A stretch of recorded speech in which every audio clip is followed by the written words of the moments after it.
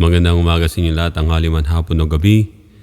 Muli, ako to si Brother John na nagbabalik sa YouTube content ko na karaoke pananampalataya at katotohanan. Aawit muna ako ng isang awitin.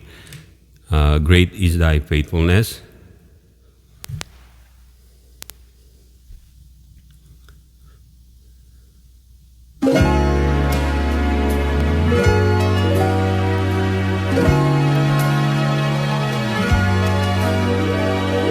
Great is thy faithfulness, O God, my Father.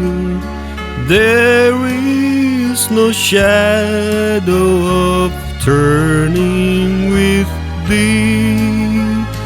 Thou changest not, thy compassions, they fail not. As thou hast been, thou forever will be.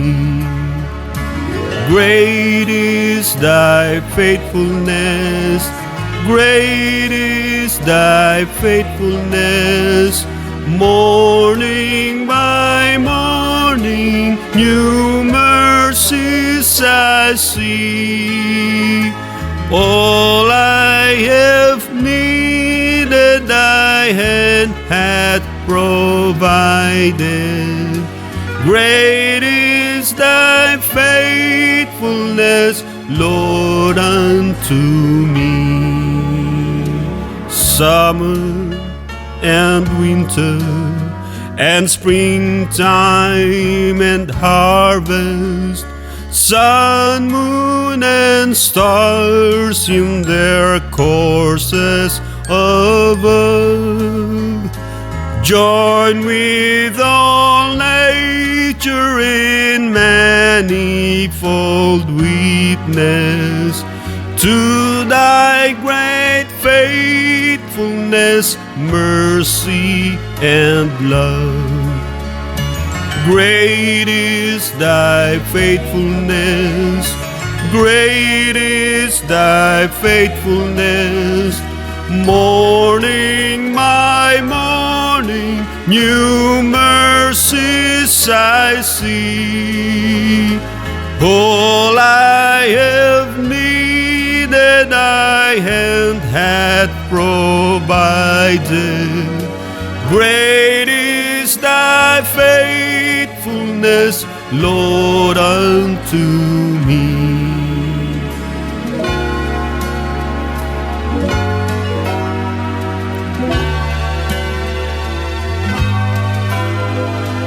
Pardon for sin, a peace that endureth, thine own dear presence to cheer and to guide, strength for today and bright hope for tomorrow, blessing all mine with 10,000 beside. Great is thy faithfulness, great is thy faithfulness. Morning by morning, new mercies I see. All I have needed, thy hand hath provided.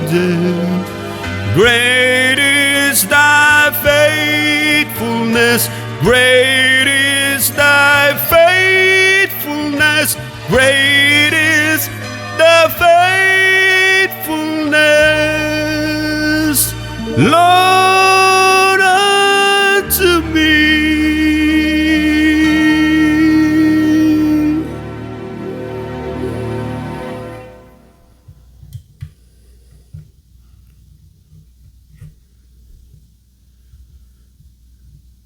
Glory to Jesus.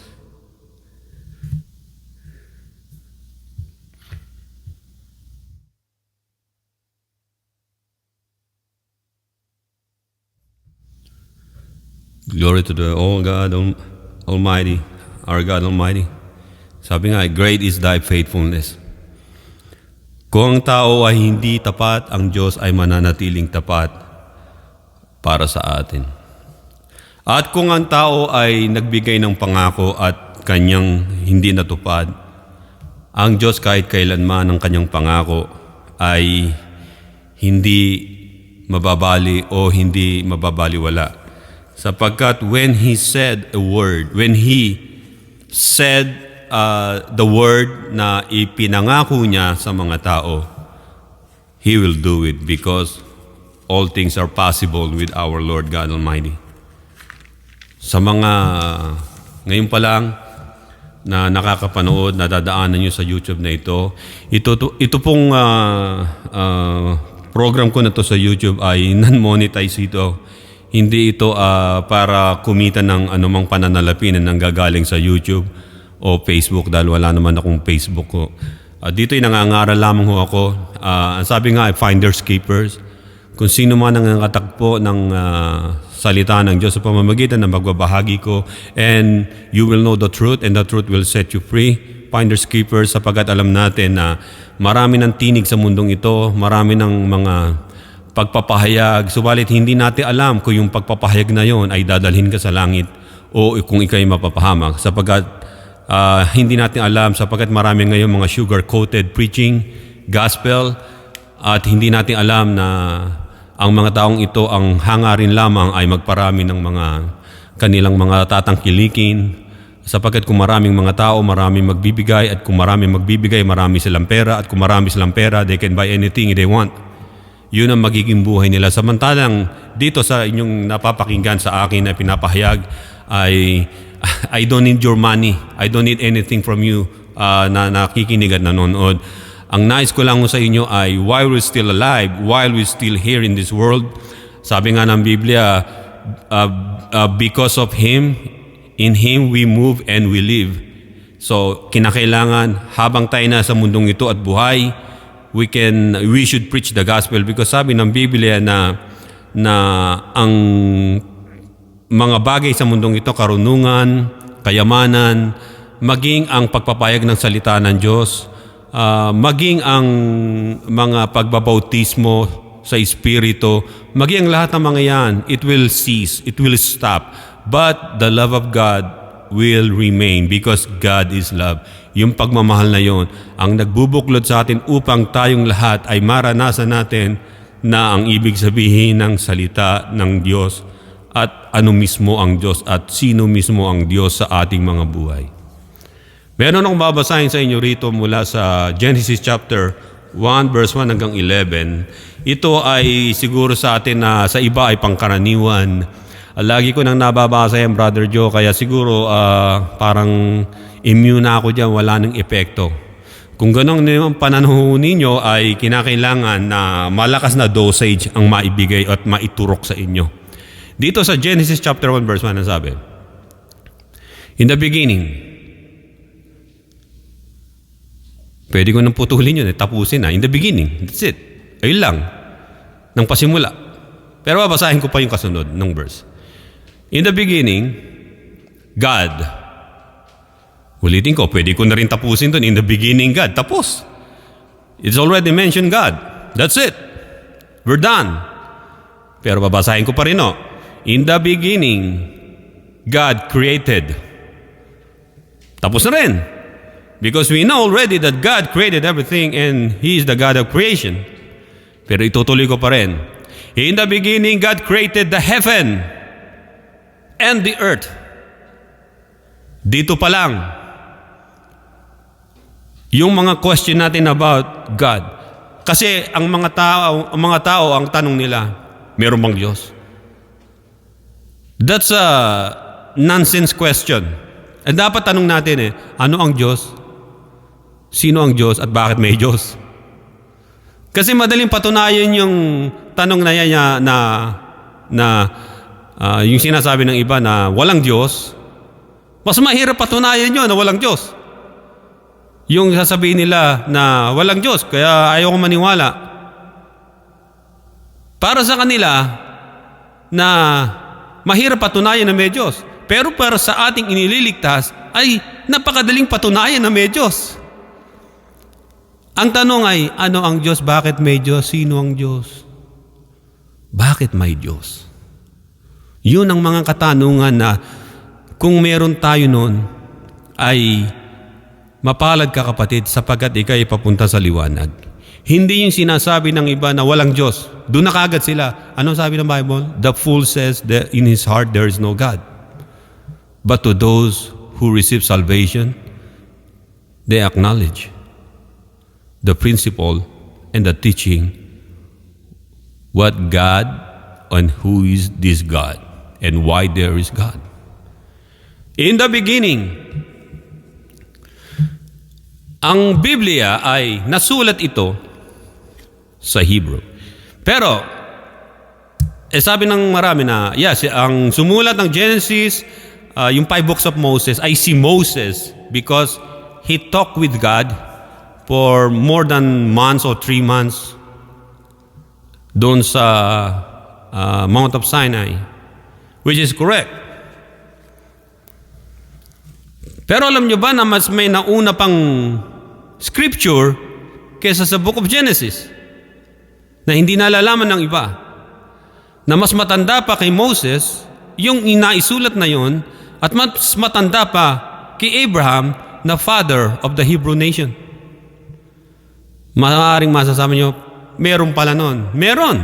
Sapagkat tandaan ninyo, ang pangako ng Diyos ay ibinigay mula kay Seth, yung kapalit ni Abel na pinatay ni Cain.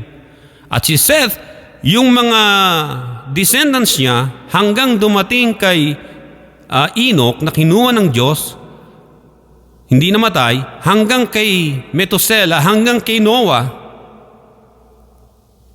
At pinili ng Diyos yung isa sa mga anak ni Noah na magdala ng tunay na gospel at pananampalataya, si Shem. Si Sem.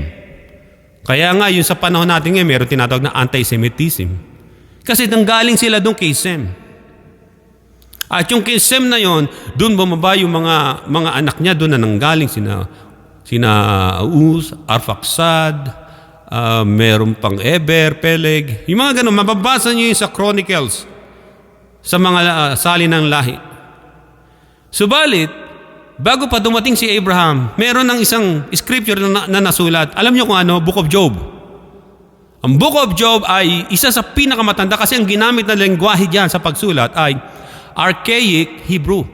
Hindi yung Hebrew na modern Hebrew ng time ni Moses na tinatawag na from Egypt and then to Canaan. Ang tawag doon ay mga Hebrew people, but hindi na siya yung classical Hebrew. Kundi ito ay tinatawag na mixed modern Hebrew. Mixed words na ang mga nandun. Pero yung binabanggit dito, ang Book of Job ay naisulat sa archaic, yung pinakaunang Hebrew, and Aramaic, the language of Jesus. Ano ang language ni Jesus? Aramaic. Ang mga sinabi niya sa 7 last words ay Aramaic, not Hebrew. Parang ganito yan. Kung ikay taga Maynila, ang salita mo ay Tagalog. Kung pupunta ka ng Bisaya, ang salita doon sa Bisaya ay marami. May Ilonggo, merong Cebuano, iba-iba sila. Mix. Pero pag pumunta ka ng Maynila, I'm talking about only the Manila, ay Tagalog. Subalit pag lumabas ka ng Maynila, pumunta ka ng Quezon, Bulacan, ibang klaseng pananagalog ang meron ng mga tao kasi sinatawag na punto at yung pagpapaliwanag.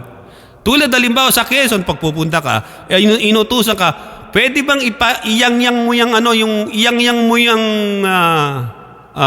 damit mo, labada mo para madaling matuyo? Iyang-yang. Ano yung iyang-yang? Yung pala, iyang-yang mo, lagay mo, bilad mo. Halimbawa, yayao na kami, aalis na. Sa Tagalog, yayao, namatay. So maraming gano'n na akala ninyo ang Tagalog ay nasa Maynila lang. Nagkakamali ho kayo, kayong mga taga Bisaya at Mindanao. Ganon din sa inyo. Hindi ko mo Bisaya ay Cebuano lang. Merong Hiligaynon, merong Ilonggo, at iba-iba pang klaseng Bisaya dyan. Alam nyo, kayo nakakalam yan. Sa Luzon, pag pumunta kayo, hindi Tagalog lahat ang nakatira dito. May Ilocano, merong Kapampangan, merong mga Sambals, mga Sambales, Palawan, iba't iba. Merong Bicolano, nasa Luzon sila. So makikita natin dito, sa panahon na naisulat ang lumang tipan, sa panahon ni Moses, ang terminology na ginagamit niya ay according sa mga na-gathered o na-imbentong pananalita ng mga Hebrew people doon. At hindi na mamalayan ng mga Hebrew people na nasa Egypt as slaves yung mga kamag-anak nilang language ng mga Aramaic. Mga tinatawag na ancient archaic Hebrew ay dala-dala naman ng mga taong hindi naman sila alipin. Sapagkat makikita natin sa Biblia, yung salitang Eber, diyan ang galing ang salitang Heber na siyang Hebreo, na siyang pinagmulan ng salita na yung tinatawag na magkakamag-anak na lingwahe. Hindi ko na ididiin masyado ron, pero eto, naisulat ang Genesis sa Hebrew according kay Moses na Hebrew sa panahon nila na yun, hindi archaic. Subalit may nauna pang scripture kaysa sa Genesis, yun ang Book of Job. Poetical, historical, at tunay na nangyari si Job. Kasi binanggit din siya sa Book of Daniel na matuwid kasama ni Noah, kasama ni Daniel. Makikita natin doon sa Ezekiel, sa Book of Ezekiel din.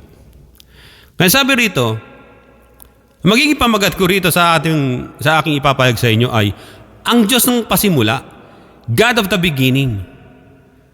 Maraming mga pananampalataya sa loob ng Kristyanismo, they don't even mention this, that there is a God of the beginning. Ang alam lang natin, God of the beginning and the end. Alam natin kung sino yun. Yung title na yun, He is the God of the beginning and the end, the Alpha and the Omega, our Lord Jesus Christ. Kaya makikita natin sa pasimula pa lang dito, in the beginning, makikita natin dito na yung Diyos na sinasamba natin, na ang pangalan ay Panginoong Kristo na nagkatawang tao, ay siya yung sa beginning na binabanggit ni Moses. Sapagkat maliwanag sabi, in the beginning, God created the heaven and earth. Marami nagsasabi na parang mahirap patunayan na may Diyos. Mas madali. Kung ikaw ay nasa isang madilim na lugar o silid o room, patayin nyo lahat ng ilaw. Patayin nyo lahat, wala kayong makikita liwanag. Ang unang-unang mararamdaman ninyo, takot. Kung takot kayo sa dilim, matatakot kayo. Kung isasara ninyo ang inyong mga mata at kayo lang nag-iisa sa isang silid o lugar, subukan ninyo. Madilim, wala kayong nakikita, pinatay niyo ang ilaw.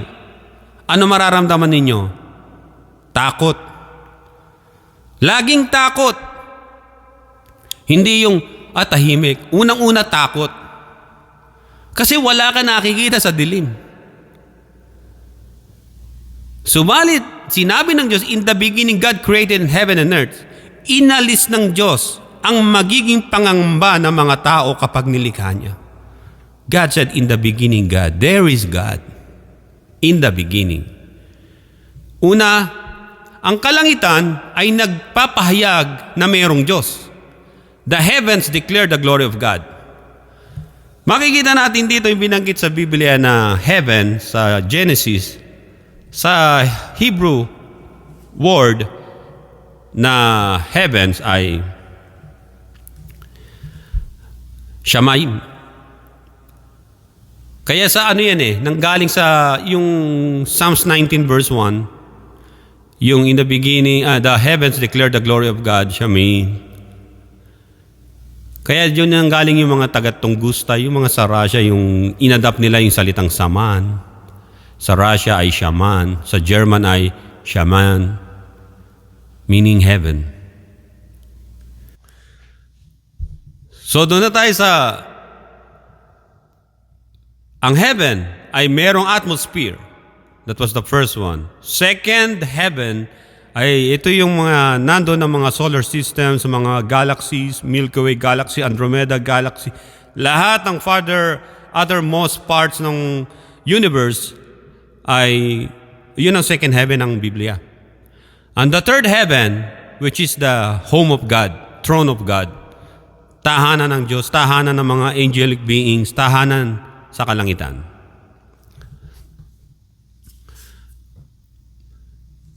Dito sa Biblia ay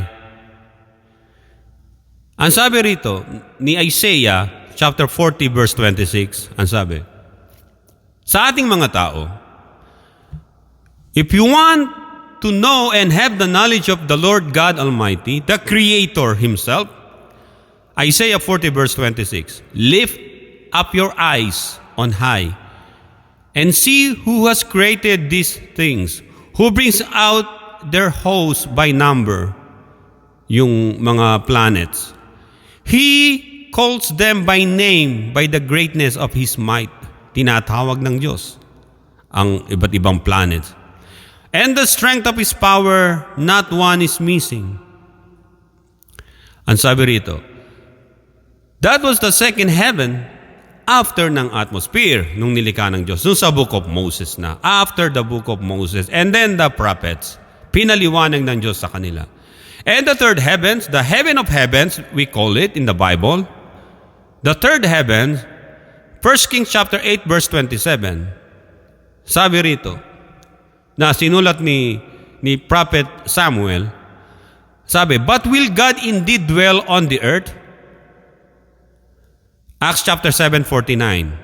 God said to people, to His people, ang sabi, heaven is my throne. That is the third heaven, the heaven of heavens, and earth is my footstool.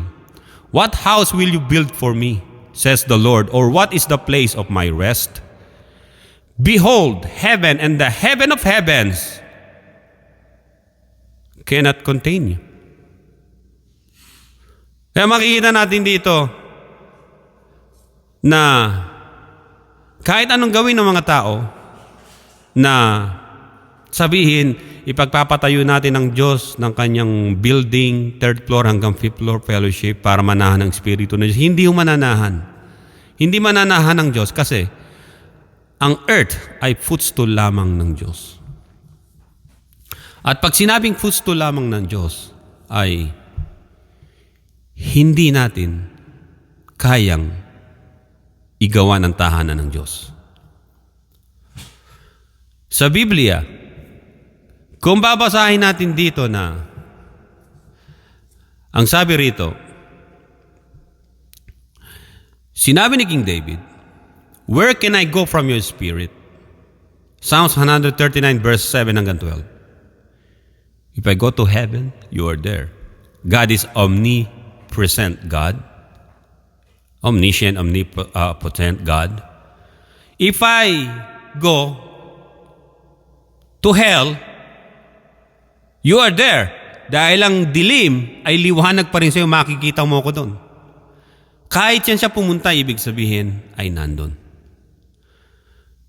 Bakit alam na mga propeta ng Diyos? Because God told them, yung mga prophets na yon.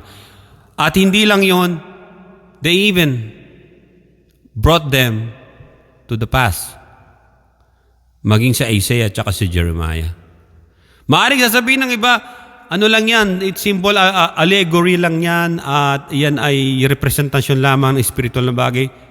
No, it's actual na nangyari. Na dinala sila ng Panginoon sa past at yung iba dinala sa future. Makikita sa Book of Revelation, si John of Patmos, dinala siya sa future. Nakita niya yung heaven. Nakita niya ang Panginoon sa Kristo. Nakita niya ang mga angels. Dinala siya sa future. Hindi pa siya patay. At si Apostol Pablo, dinala rin siya sa future. Matapos siyang bugbugin ng mga taong ayaw maniwala sa gospel sa Book of Acts, dinala siya sa ikatlong langit at nakita niya mga bagay, ang mga words na hindi maipaliwanag ng tao at hindi kayang ipaliwanag. Subalit siya na he understood yung mga ibig sabihin na yon. Pero God told him not to say the words o yung mga nakita niya wag nang isulat. Maunawa natin kung bakit. Kasi gagawin ng mga tao pagdating ng araw na si Paul ay Diyos o propeta. Ganun ang mangyayari. No? Kaya God prevent him not to write it down ng mga nakita niya. Mababasa yun sa Book of Acts yun. Maging sa Corinthians din. Yung mga pinaliwanag ni Apostol Pablo kung pag-aaralan yung buhay niya. Ang kaya sabi rito, Apostle Paul said in Acts chapter 17 verse 28, this is the reason why we believe there is God. And God exists. He exists. Ang sabi rito, Acts 17:28, for in Him we live and move and have our being. Our being. Sa tao yun. At sabi rito ng Biblia sa Colossians 17:18, and He, our Lord Jesus Christ, is before all things, and in Him all things consist. Siya ang una sa lahat sa verse 17 ng sabi ng Colossians. Sa book of sa Genesis chapter 1 verse 1, siya ang una sa lahat. Sabi rito sa John chapter 1 verse 1, in the beginning, God. Ang ibig sabihin nito ay ganito. In the beginning, God created time and space, or space and time. Sa Hebrew word ay tohu and bohu. For yung sinasabi ng time and space. And the earth, ang sabi is empty.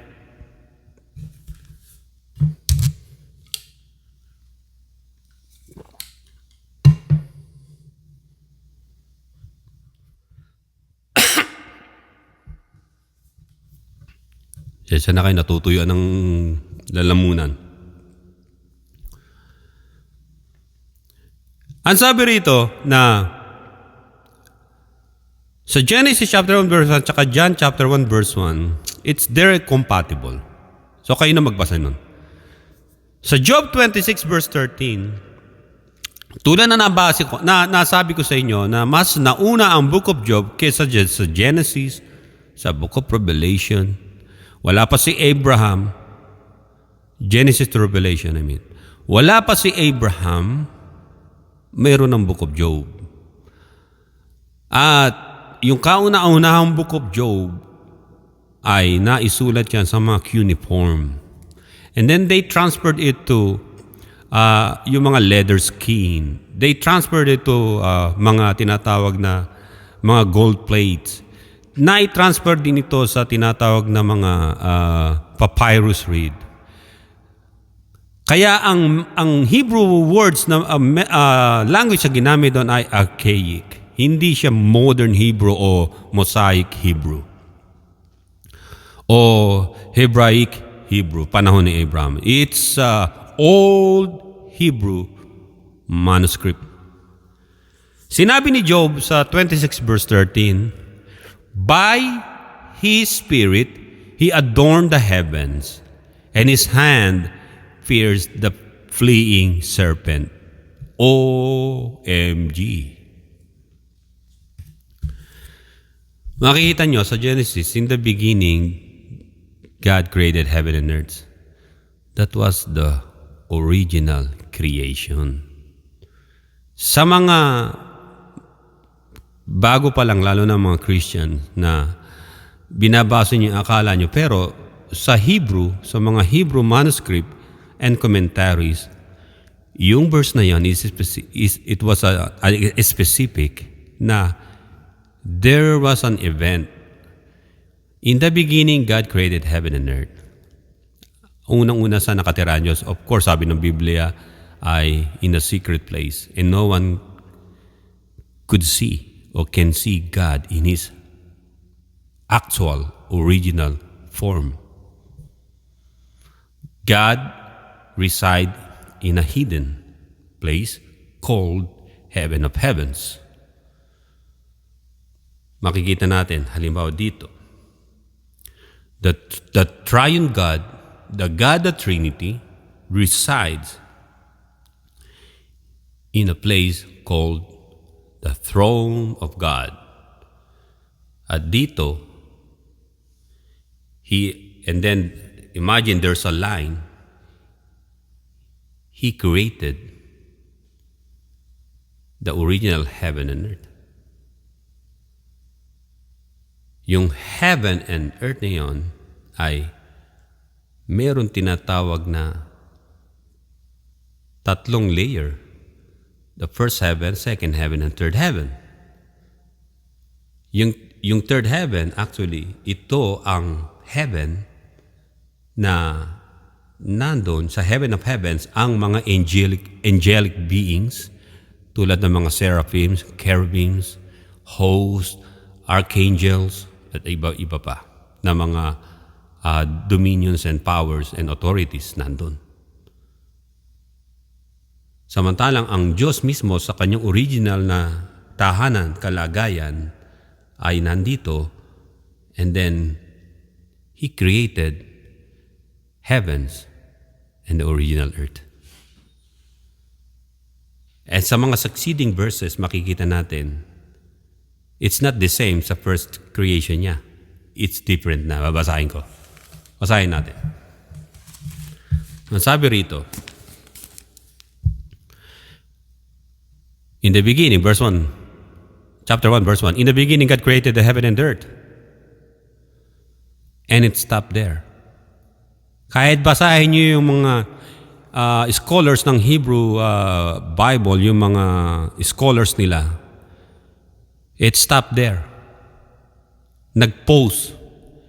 There's something wrong happened.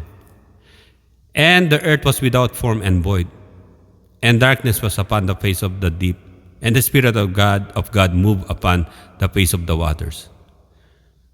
Magkaiba to sa verse 1. Sa mga hindi nakakaalam, magkaiba to. Kaya makikita natin dito, God created the heaven and earth, the original earth. Mamaya sabihin ko sa inyo kung anong itsura ng original earth. Sabi, God created the heaven. God created the heaven and the earth. Yung heaven na binabanggit dito, God created the heaven. Remember, ang heavens ay plural kasi may mga level yan. First heaven, atmosphere. Sa ngayon, second heaven, kinalalagyan ng mga planets, Milky Way galaxy, solar system. Third heaven, which is the house of God. Yung heaven of heavens. Pero doon sa heaven of heaven na yon, makikita natin doon, yung secret place ng Diyos, wala nakakakita nun. Even the angels, mga seraphims, cherubims, ang nakikita lang ng mga angels ang nandun ay yung glory of God na nakikita. And then they worship God in His own glory. Pero meron tinatawag na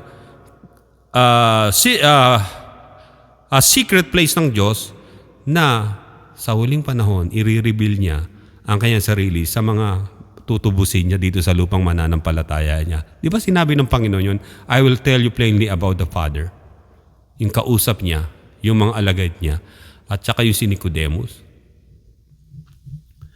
Kaya dito makikita natin dito na sa Genesis chapter 1 verse 1 at sa susunod na verse 2, bago nagkaroon ng verse 2, merong nangyari.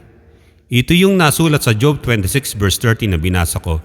By His Spirit, He adorned the heavens. Palamutian, nilikha na. And then, yung second verse, yung second paragraph, His hand pierced the fleeing serpent. Eh, sino yung fleeing serpent? Si Lucifer na naging Satan. Kita natin, di ba? Kaya sa ating mga believers, sabi, kayong mabababaw na believers, na pilit na bine-baby ng inyong mga preacher, mga pastor ninyo na nakahawak lang ng Biblia at animo na sila na yung Panginoon ninyo, ayaw nila mag-grow up kayo, ayaw nilang tumalino kayo kesa sa kanila. Kasi hindi naman talaga matatalino yung mga yun eh. They're using the Bible, parang pinagtatahitahing tela. Tapos, yung pag nakagawa na sila ng tela, ng kumot, ito na sa inyo, bagay sa inyo yan. Pero hindi, dapat pala mag-research tayo, kayo mismo. Kaya sabi rito ni Apostle Peter, bago ko ituloy yung iba pa, every believers must grow up, become mature. 1 Peter 2:2. As a newborn babes, we desire the pure milk, which is the Word of God, about salvation, about baptism, about faith. Ang tawag dyan ay milk. Teaching na hindi hard, kundi milk for babies. Pero, hindi ka mananatiling ganun eh. Pag nag-grow up ka na, ang sabi ng Biblia, sa Hebrew 5 verse 12, we need solid food now. Sabi ng Apostol Pablo also sa 1 Corinthians chapter 3 verse 2, he said to us, stop drinking milk, eat solid foods, which is the deep teachings of God. Sa kayo nakakita na napakatanda ng tao, gatas pa rin. Ano tanghalian mo? Gatas eh. Ano hapunan mo? Gatas. Kasi the Bible said eh. Puro love of God. Lord, hindi mo ako pababayaan, di ba? Lord, i-bless mo ako, Lord. Alam mo, Lord, salamat po naman marami. Bago kumain, papanalangin ng gusto yung pagkain. Halimbawa, Lord, lumalamig na, dumadating ng mga langaw, ang tagal pa manalangin. That's the sign of baby ka pa. Kaya sabi ng Panginoon, alam na ng Panginoon kung kulang ang pagkain mo eh. Hindi dinadaan sa para ipakita ng tao. Sabi nga, kung mananalangin kayo, pumasok kayo sa room nyo, huwag kayo manalangin sa labas. Tulad ng ginagawa ng mga magpapaimbabaw o hypocrite. God doesn't hindi nyo maakay ang Diyos, maaaya ang Diyos na ipagbigyan kayo. Ang kailangan ng Diyos ay sa inyo, magkaroon kayo ng very deep knowledge and teachings. Rooted and grounded sa Kanya. Para pag may dumating na pagsubok, anumang pagsubok, sakit, karamdaman, kamatayan, persecution, i-offer mo pa yung leeg mo sa Kanya. Sige, putuli mo, ito. Sabi nga ng Panginoon, huwag kayo matakot sa pumapatay ng katawan pagkatapos wala na. Ang katakutan ninyo kapag ikinaila nyo siya at mamatay kayo, yun ang end up ng inyong career as a believers of Christ. Kaya mga kapatid, knowledge ang kailangan natin. Knowledge about God. Not knowledge about anything in this world. Kaya sabi rito, yung heaven and earth na nilikha ng Diyos, nagkaroon, according sa Bible, ng rebellion. Si Lucifer. Doon pa lang. Wala pa si Adam. Kaya tinatanong iba, kailan natagpuan ng Diyos ang kasalanan kay Lucifer? Dito sa Genesis 1:1. In the beginning, God created the heaven and earth. And then Genesis verse 2. That's a recreation of earth. Sabi ng Biblia, pakinggan nyo to. Ang earth, ang Diyos ang may sabi nito, maraming verses sa Bible na sinabi niya, ang earth ay God's footstool. Alin yung footstool? Tuntungan. Alam ba, pag hindi mo abot isang bagay, di ba? O let's say, sa stage, entablado. Stage na lang. Tuntungan. Halimbawa, hoverboard. Yung mga nag-hoverboard, tuntungan yan, footstool. O kaya yung, pag kayo ay, alam niyo yung magsusot ng sapatos sa mga mall, di ba? May parang upuan do, tapos tutungtong niyo yung sapatos niyo. That's footstool. Anything na itutungtong ng Diyos, yung paa niya, just like a landing pad. What is earth? Psalms 99 verse 5. Exalt the Lord our God and worship at His footstool. where we should worship God, at His footstool. What is God's footstool? Earth. Teka, Brother Joe, ang earth ay spherical. Correct. Pero noon, it wasn't. The original earth has 4 sides, 4 square. Kaya nga yung city of God, makikita niyo sa Revelation, 4 square. Maging kay Zechariah, maging sa mga kay Ezekiel, pinakita sa kanila ng Diyos. Maging nakita ni Abraham na city, 4 square. Yung footstool na sinatawag ng Diyos ay hindi pa nakakrumpled as spherical earth. At yung earth na yon, ang sabi ng Job, ng Book of Job, chapter 28 verse 1 hanggang chapter 28 verse 1 hanggang sa 28 na verses. Basahin ninyo. Yung earth of God's footstool. He was talking about the original earth, not this earth today, ay adorned with tons of minerals like gold, copper, iron ore, diamonds, mga beryllium, yung mga iba't ibang mga ginto, mga in-ornaments ng Diyos, yung earth na yon, which is the original one, the 4 square earth. Ito, yung mga flat earthers, hindi ito para sa inyo. Dahil maaring sasabihin niyo, okay na, tama naman pala. Kasi dun sila nakakuha ng idea, yung kay Isaiah, na ang earth ay merong foundation, niyayanig, tapos merong 4 na sulok, meron tinatawag for corners of the earth, di table, di ba? Pero hindi ito. Sabihin na natin parang tama sila, di ba? Pero hindi yung sila ngayon. Ang lumilipad noon na God hangeth for nothing yung earth at yung heaven inadorn niya. Wala pang rebellion, wala pa si Lucifer or Satan, ay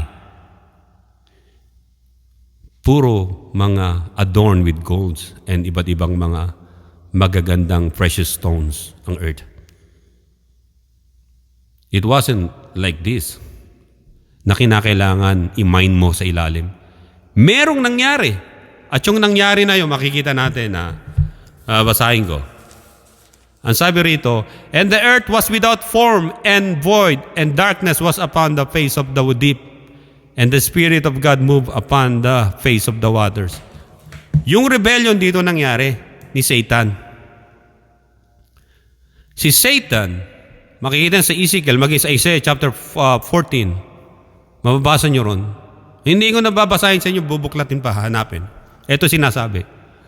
Si Lucifer ay marami siyang trades. Pag sinabing trades, he know all about everything in heaven. Kaya jack of all trades siya. Jack of all trades. Maraming trades.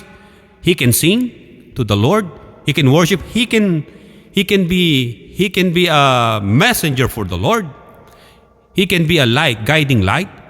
Kaya tinatawag silang mga inassigned sa mga iba't ibang mga lugar na pinaglagyan sa kanila ng Diyos.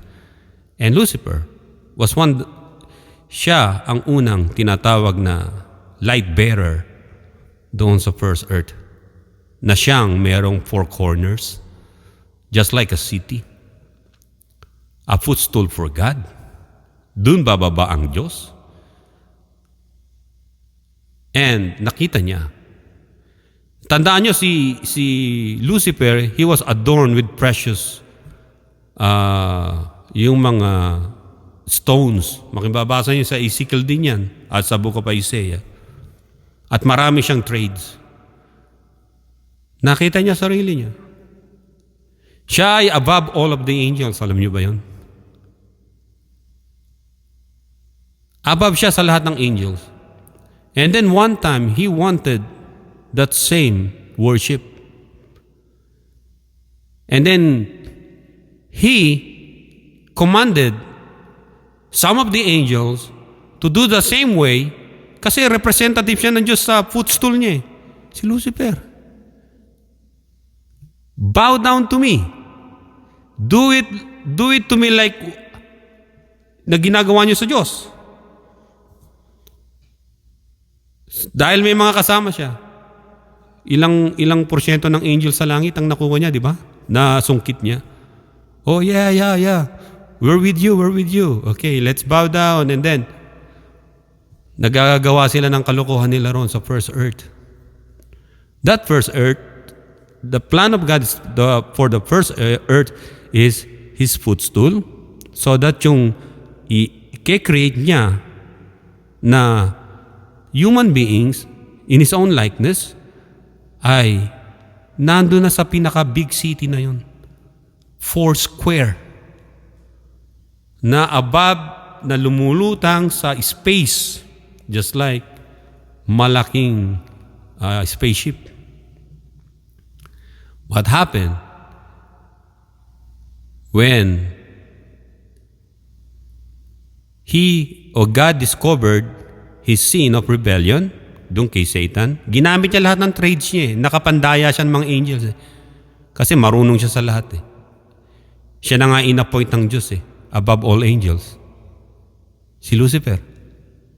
Sa mga hindi nakakalam, siyang in-appoint above all angels. And di ba sabi ng Biblia, yung mga angels, He made them, yung human, God created man a little bit lower than the angel. A little bit lower than the angel. Pero si Lucifer, he was above all of the angels. Yung sinasabi ng iba na si Lucifer ay pangkaraniwalang hindi. Jack of all trades siya eh. Makikita nyo sa Isaiah, maging sa book of Ezekiel, yung all about him. 28, Isaiah 14. That's all about him. Nakita ng Diyos. Yung forces ni Lucifer, sumama sa kanya, behind him. And then God sent His army of angels doon sa original earth na 4 square, like a city. And then they fought. Nasunog yung na-melt. Yung mga gold, yung mga silver, iron, lahat, it melted like water, like dust. Kaya, yung mga minimina, di ba, sa earth na to, huhukayin mo pa sa malalim. And dati, nakaangat. May mga platform, may mga buildings, may mga pedestal, lahat. Structures. But, nagkaroon ng galactic war. That was like not only billions of years ago, that was like trillion years ago, possibly. Matagal. Yun ang nilikha ng Diyos. Unang-una. The heaven, which is the place for the angels, and then the earth, the original earth, supposed to be for the place for humans. Pero, inaagaw ni Lucifer ito. And God discovered it. Yung first earth na yon na 4 square ay tinatawag na footstool ng Diyos. Kaya sabi ng Psalms 132 verse 7, let us go into His tabernacle. Let us worship at His footstool. Only in this earth you can worship God. When you die without Christ, you cannot worship God anymore. Only us that's still alive can worship God through His footstool, the earth, while we're in this earth. Kaya sabi ni Jesus Christ, while there is day, let's keep on working. Let's keep work. Because when nighttime comes, no one can see the way or the road. No one can work. Kaya dito, the earth as God's footstool according to Job, we're adorned with the precious metals, precious stones, expensive sa mga tao ngayon, mga diamonds like that. And then there was a battle, a war. That was the first war, galactic war. And God sent His powerful angel. Alam natin kung sino yun. Michael the Archangel. And they defeated Lucifer. at tinaboy siya from the original earth. And then nandun siya sa mga ibang lugar sa kadiliman. At yung iba nahuli, inilagay sa dark places. At ang nangyari, dahil sa digmaan, it wasak. The city, like the four-square shaped city na footstool ng Diyos, it melted and crumbled. Maaaring masasabi ng iba sa inyo, ganun pala nangyari doon. Subukan nating basahin dito kay Jeremiah. Yung dinala siya sa isang, alam niyo si Jeremiah, dinala siya doon sa kalagayan na yon. Maaring tulad natin na humihingi tayo ng sagot. Ano ba talaga ang nangyari? Bakit ba merong ganong pangyayari? Dito sa verse 23, Jeremiah chapter 4 verse 23. God brought him from his time to the past. Yung events na yon sa Genesis 1:1. And sabi niya sa verse 23, I beheld the earth, which is God's footstool, and lo, it was without form and void, and the heavens, and they had no light. Wala siyang nakitang kalawakan. It's total pitch darkness. Verse 24, I beheld the mountains, and lo, they trembled, and all the hills moved lightly, just like lava. I beheld, and lo, there was no man, and all the birds of the heavens were fled. There was no anything, no life form. I beheld, verse 26, and lo, the fruitful place was a wilderness, and all the cities thereof were broken down at the presence of the Lord and by His fierce anger. Liwanag, nawasak lahat. It crumbled. Kaya sabi ng mga scientists, nag-invento sila ng ganito eh. Ang earth it was a piece of like rock, big rock, let's say. That was after the galactic war o event, yung tinatawag na the rebellion of Lucifer. Ganon na naging shape kasi sinunog, nag-crumbled because of God's power na nangyari doon. Ang sabi, yung young earth daw ay binagsakan ng Theia. At yung Theia na yan, sumalpok yung kalahati at naging moon. Dahil doon sa events na yon. Makikita natin, yung sa kanila is violent, factual o theory, kaya nagkaroon ng earth. That's the same here. It was a violent one because it was a war between the good and the evil. Actual war. Kaya nangyari, yung earth na-crumbled, nag-shake, and then it nag-melt just like lava. Yung mga precious metals, nag-sip in, pababa sa ilalim, yung mga iron, bumaba sa ilalim, kaya nagkaroon ng iron core ang earth. At yung mga gold ay naging parang dust at maliliit at tunaw, yung mga yung mga gold nuggets. Dahil doon. The same na pinakita ng Diyos kay Isaiah. Kaya dito makikita natin dito na ang earth na ito, we cannot build God a home. Dahil this earth is only God's footstool. And in this earth that God called footstool, we must worship God at His footstool. We must worship God while we're still alive dito sa earth na ito. Kaya dito makikita natin na Jesus Christ said also in Matthew chapter 5 verse 35, the earth, for it is His footstool. Ang sabi, kung manunumpa ka, huwag mong impanunumpa ang sarili mo, ang ulo mo, ang mga bagay man. Your words must be yes or no or no. not maybe. Because the earth, for it is His footstool. Jesus Christ confirmed that the earth is God's footstool. And the original earth was a square one, just like a city. The earth as God's footstool, according to Job na binasa natin, adorned with precious metals and precious stones until the rebellion of Lucifer ay nasira ang city na yon. And God, ang sabi ng Biblia, makikita natin, ang bumalot sa paikot ng footstool ng Diyos ay ano?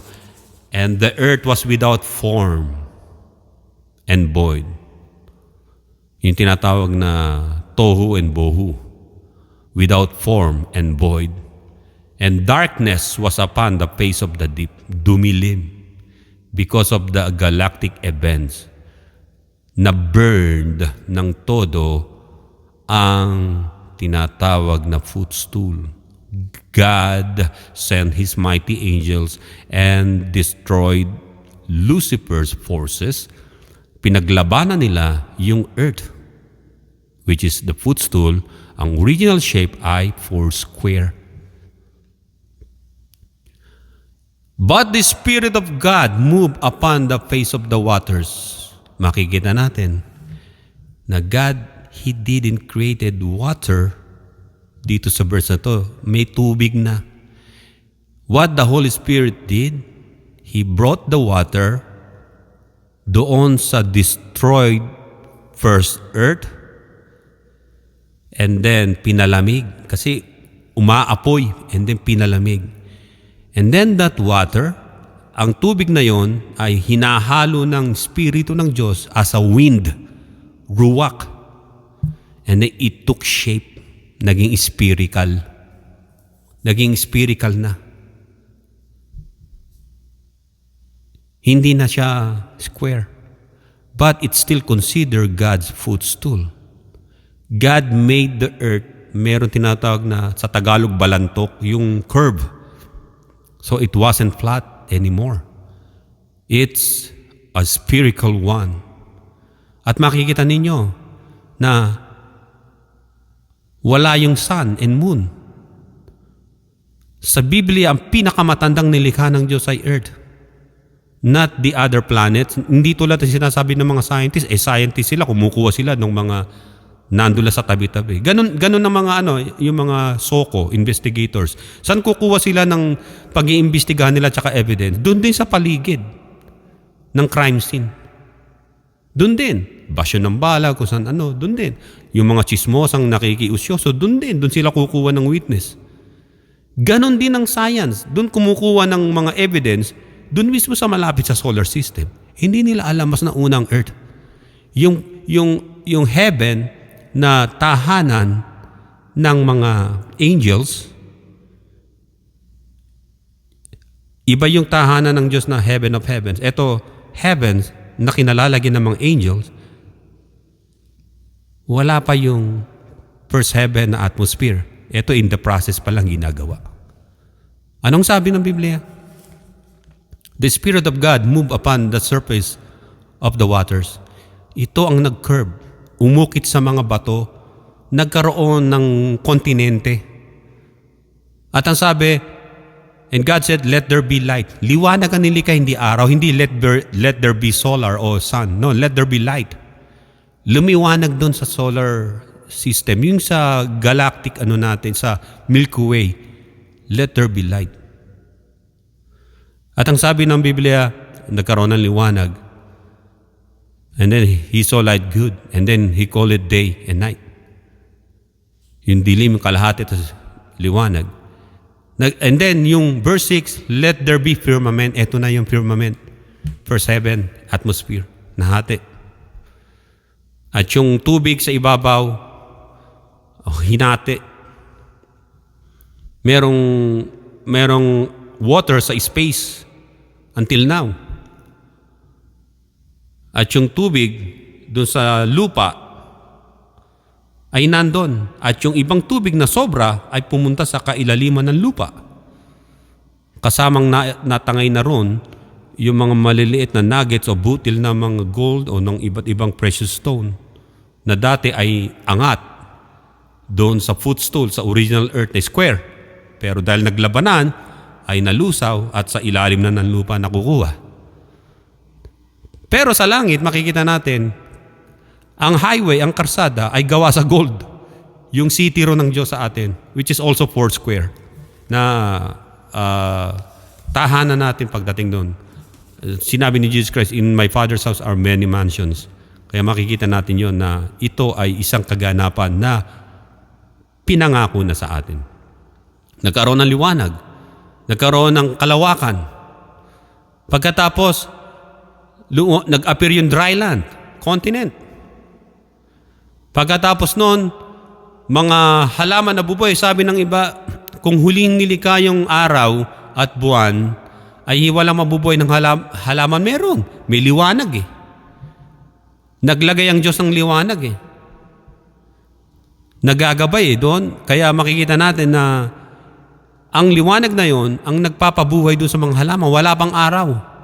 And then, nung nilikha ng Diyos ang araw at yung buwan, alam nyo ang purpose ng Diyos doon? Ay to count the season.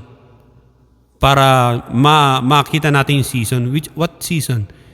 Season of course ng everything na panahon ng pagdating niya at ang first coming niya at yung second coming niya. Ayun ang countdown nun para ma-countdown natin yung taon na totoo nga na merong calendar na. At ang sabi rin dito ay hindi sinabi ng Biblia na yung let there be light, let there be sun. Ang sabi ng iba, nang isa man nanggagaling liwanag, di ba, sa araw lang? Hindi totoo yun.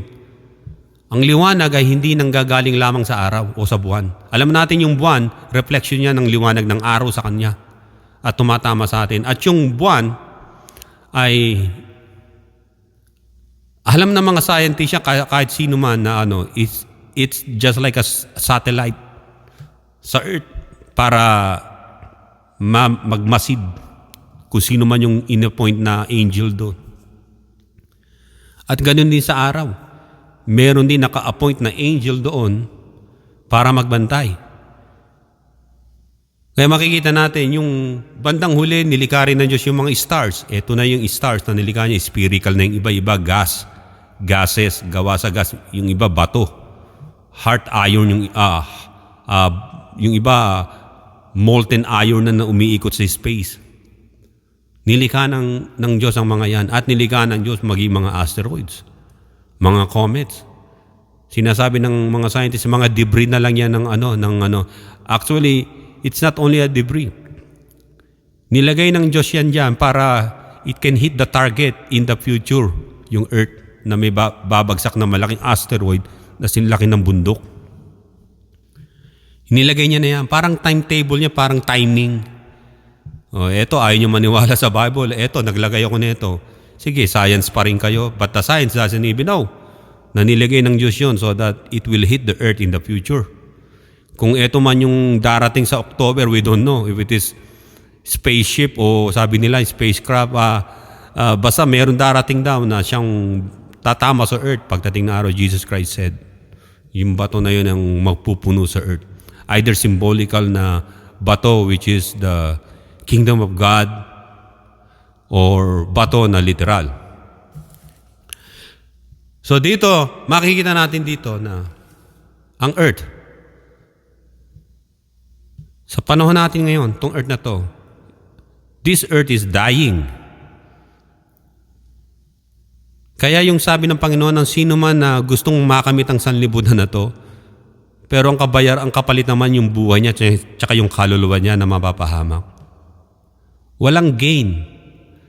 God said to us, ang tunay na commandment ng Diyos sa atin, while we're still in this earth, at His footstool, let us worship God. Let us believe in the one true God and worship at His footstool. Dito lang tayo pwedeng sumamba. Kapag wala ka kay Kristo, you cannot worship God in hell or in the place of torment. only here while still alive. At kapag namatay na tayo and our soul, we're going up to heaven, the actual throne of God, na nandun nakikita natin ng lahat, pati mga angels, we can all worship with those angels sa Diyos. Kaya sa inyo, kung ang sarili ninyo ay just like bibigyan nyo ng katuwaan yung iba na papansinin ko kayo lagi, basta yung attention seeker, yung mga tao, maraming ganyan.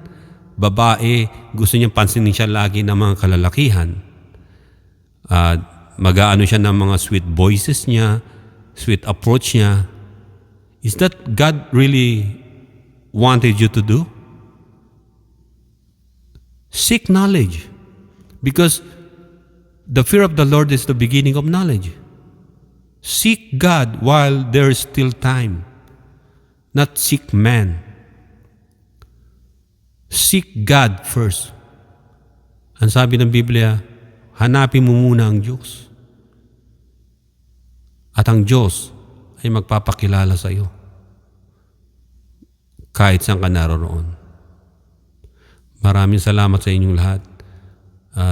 I wanna finish this preaching in a small prayer lang, a short prayer. Let's bow our heads and pray. Lord Jesus, we thank you, Lord, sa narinig namin. Alam namin na maraming mga message mo, Panginoon, and still around in the Bible that we have to believe and we have to accept. Ngayon, Panginoon, sa orsa ito, sa mga wala pa, Panginoon, na pagkaunawa, I pray for them. Give them knowledge, O Lord. Knowledge from above, from you, O God. At sa mga wala pang pananampalataya sa iyo, I pray for them, Lord, na they should believe you right now, not tomorrow, not later on. At sa inyong mga wala pang pananampalataya sa Panginoon at hindi pa tatanggap ng kaligtasan, let's pray, keep on praying. Sabihin niyo to sa Kanya, Panginoon Jesucristo, sa oras ito, binubuksan ko ang aking puso. Tinatanggap na kita bilang Panginoon ko tagapagligtas. At ako po, Panginoon, ay pinatawad mo sa lahat ng aking kasalanan. At sinulat ang aking pangalan sa Book of Life na nasa langit. Nilinis mo ang aking kasalanan dahil sa banal na dugo ng Panginoong Jesucristo at sa Kanyang pangalan na aking kaligtasan. Tinatanggap ko, Panginoon, ang Panginoong Jesucristo. Tinatanggap kita, Panginoon Jesucristo, bilang aking tagapagligtas at Diyos ng aking buhay. Salamat po. And everybody say, Amen. Amen. Maraming salamat sa inyo lahat. Brother John, ang kayo kay pananampalataya katotohanan. To God be the glory in Jesus' name. At lahat tayo ay patuloy na magtiwala sa Diyos, magpakailanman hanggang sa Kanyang muling pagparito. At sa susunod yung ibang mga topic na didiscuss ko, ay pinipilit ko maging compact lang at maiksi at maunawaan nating lahat. Tandaan ninyo, ang aking pinapahayag lamang ay isang Diyos na buhay na muling babalik ang ating Panginoon Jesucristo. Pagpalain kayo ng Panginoon. To God be the glory in Jesus' name. And everybody say Amen and Amen and Amen.